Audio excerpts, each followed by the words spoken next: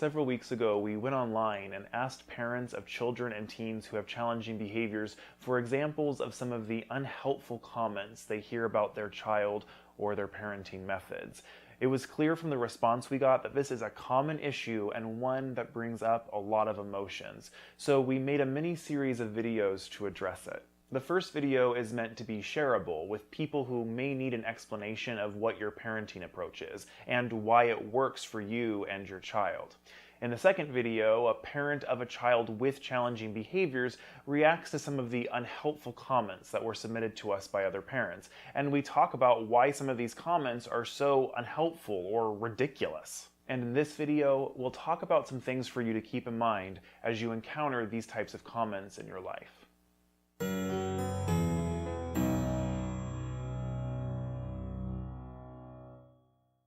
Every child is unique, and that includes unique challenges that parents or caregivers will have to address. And parenting a child who has challenging behaviors is really hard. It can be frustrating, heartbreaking, and completely exhausting.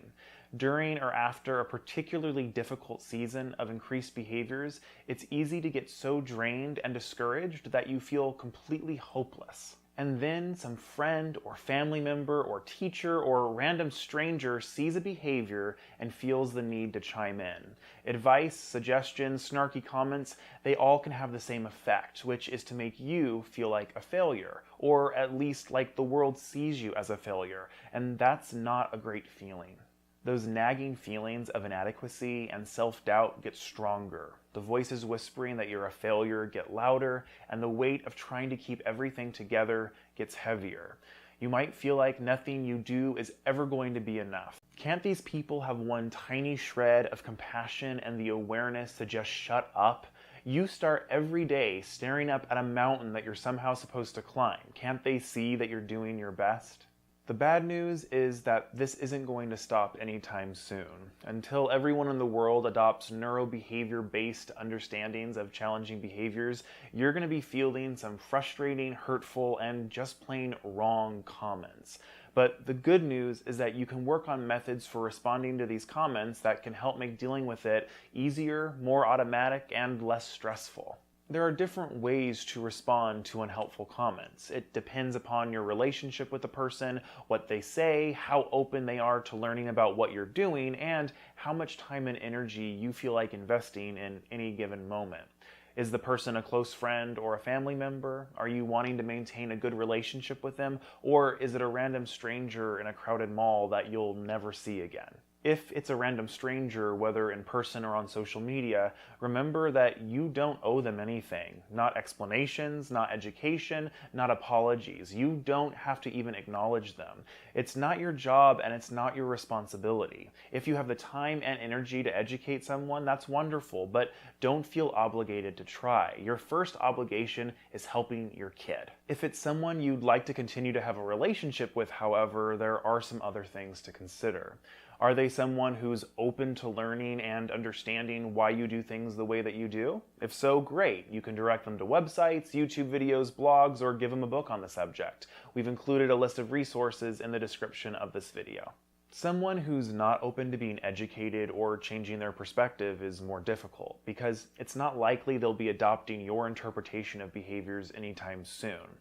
However, if they respect and care about you, you should at least be able to explain why their comments make things difficult for you and ask them to change their behavior in certain ways. For example, you can tell them that you need them to resist commenting on your kid's behavior unless it's positive, and to not give you unsolicited suggestions about how to handle difficulties with your kid or talk about how they would do things differently. It's not possible to imagine or prepare for every possible comment coming from every possible person in your life.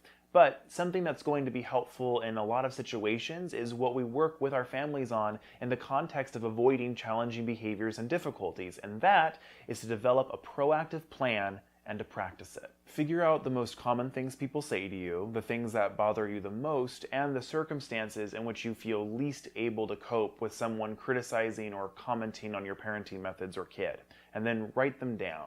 Then think about the things you really want to say to respond to those comments. Work them into a clear sentence or two. If there is an ongoing problem with a specific person and you feel like you might not express yourself well or that you might get emotional in the moment, consider writing down what you want to say in a letter and give it to them. For situations when your child is having a behavior in the community, you can make cards which allow you to silently give people information in that moment. A stranger, a store manager, a police officer, or anyone trying to help. Keep a file on your computer or phone with links to educational videos or articles and a few different versions of responses that you can easily copy and paste if you need to address something with someone online. You can memorize and practice a line for when you're out in public and your child is having a behavior. For example, my son's autistic and has sensory processing issues. Disciplining him right now isn't going to be helpful, and your input isn't something I have time to address right now. Or if you want a slightly softer approach, my daughter has fetal alcohol syndrome and is just having a tough time. Thanks for your concern. We need a little patience and understanding right now. Remember, the thing you're doing, raising a kid with challenging behaviors and using neurobehavior approaches or collaborative problem solving, is a good and important thing to do. And like most good and important things, it can be really, really hard, and not everyone understands it. You might feel hopeless or overwhelmed or like a giant failure, but I bet you've had some good days, and while it may not seem like it right now, there will be good days again. You're always going to have to deal with people who don't get it, and that's frustrating. But if you develop some good tools for responding to these people that you can literally or figuratively pull out of your back pocket, it should make the road ahead a little bit smoother. It's not always going to be easy. You know that better than anyone, but you're not alone. We see you, we're rooting for you, and you're going to be okay.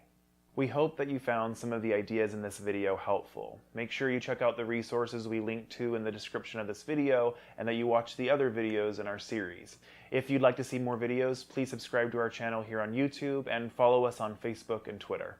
Lastly, we really believe in what we do, and we're proud to provide free access to our videos, podcasts, and other resources to people all over the world. If you believe in what we do and how we approach challenging behaviors, please consider becoming a patron of Organ Behavior Consultation at the link below. You can support us for as little as $2 per month. We'd love for you to be a part of what we're doing. Thanks for watching.